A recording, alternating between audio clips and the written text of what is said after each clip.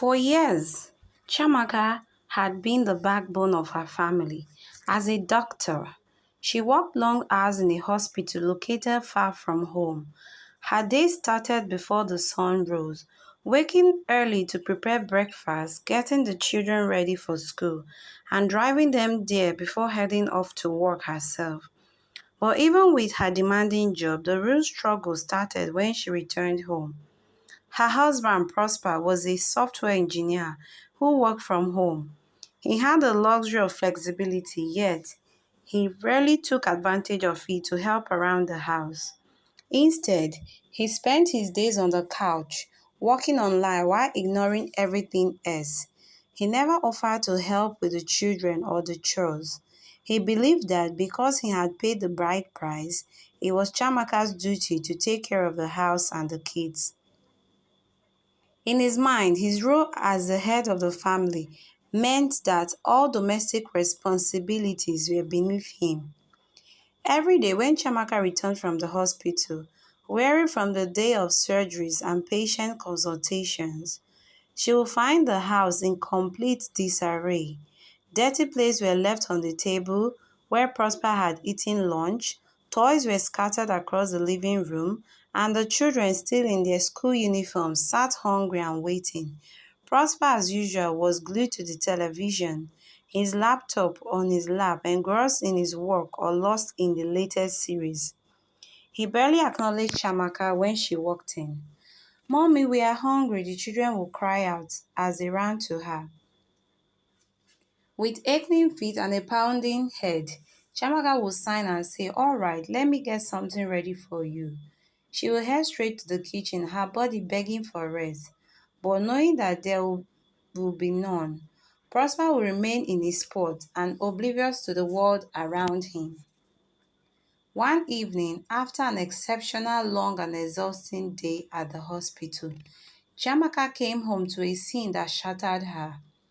The children hadn't eaten since lunch, and Prosper had spent the entire afternoon watching television, leaving the house looking like a storm had hit it. The kids were complaining of hunger, and there wasn't even a glass of water on the table for them.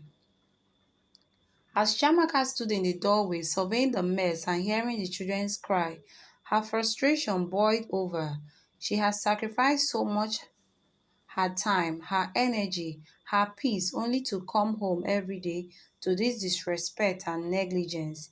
She had hoped that over time Prosper would change and that he would see how much she was struggling and step up to help. But every time she asked him for support, his response was the same. "I paid your bride price, woman. This is your job. You are the woman. What do you expect me to do?" That evening, Prosper had the audacity to ask her for dinner as soon as she walked into the door. She hadn't even had time to take off her coat when he shouted from the couch, "Chamaka, I am hungry. What's for dinner?" Chamaka froze.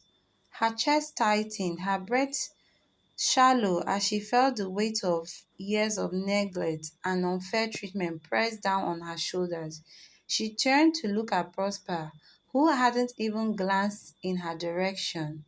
The children were hungry. She was tired of doing everything alone, tired of being taken for granted. Tired of the marriage that was draining her of everything she had. "Prosper," she said, her voice trembling with both exhaustion and anger, "I have been at work all day. The children are hungry, and this house is a mess. You have been here all day, and you haven't done anything to help. How can you not see how wrong this is?" Prosper glanced at her briefly before turning back to the television. "That's your job, I told you. I am not doing housework. I work hard too. Besides, I paid your bride price. This is what women do. Cook, clean, take care of the kids. It's not my job." Shamaka's hand shook as she dropped her bag on the floor. Her voice rose. "I can't do this anymore, Prosper. I am not a servant. I'm not your slave. I am your wife, and I deserve your respect. Our children deserve more than this." Prosper snuggled. "That's your problem, not mine. If you don't want to do it, maybe we should hire someone. But I'm not bringing a stranger in here to cook my food. Chamaka had never felt so tired, not just physically, but emotionally and mentally drained. She loved her children more than anything in the world. But this marriage, this constant cycle of disrespect and neglect, was killing her slowly. Every day, she gave everything she had to her work, to her children, to her home, and Prosper couldn't even give the children a meal when they were hungry. That night, something inside her snapped. I am done, she whispered, but Prosper wasn't listening. When she raised her voice, her words echoed through the house. I am done, she shouted, marching up to Prosper and standing over him. I will not continue in a marriage where I am nothing but a maid, where my children go hungry because their father is too selfish to lift a finger. You are their father, Prosper. They need you, not just to sit here and watch TV, but to care for them, to love them. Prosper looked up at her, startled by her outburst. But Chiamaka wasn't finished. I am a doctor. Prosper, I save lives every day. And yet, I come home to this, a man who can't even give his own children food. I am done being your servant. You will help in this house or you will find yourself alone. Prosper was turned into silence. For the first time, he saw the pain and exhaustion in Chamaka's eyes. The weight of his neglect became apparent, and he realized that his actions, or rather his inactions, had pushed her to the edge.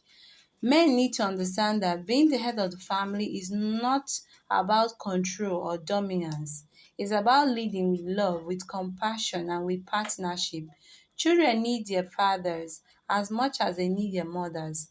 And a marriage cannot thrive if only one person carries the burden. Prosper finally saw what Chamaka had been saying all along, that his children deserved more. And so he did turn a new leaf and was now helping Chamaka in doing some of the house chores. Well, I've come to the end of this amazing story. I hope you did enjoy it. If this is your first time of turning into my channel, you're highly welcome. Drum roll. Grrr. Please don't forget to click on the subscribe button and turn on your bell button to get latest updates. And please invite your friends and family to my channel. For my returning subscribers, a big thank you. Thank you so much for sticking with us. Until next time, bye bye.